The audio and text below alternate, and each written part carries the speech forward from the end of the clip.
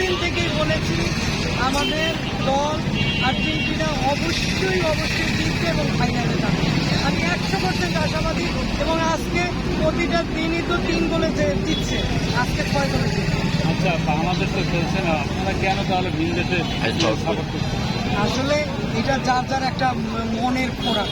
কারণ আমি সেই ক্লাস 4-5 থেকেই এই আর্জেন্টিনার ভক্ত ম্যারাডোনাকে দেখেছি।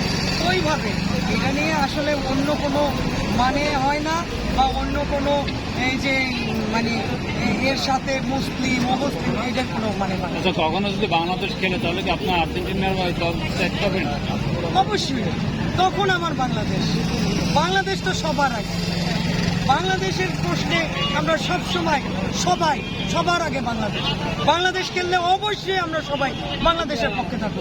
তখন তো আমাদের এই আর্জেন্টিনা বা অন্য কোনো দলের প্রশ্নই আসে।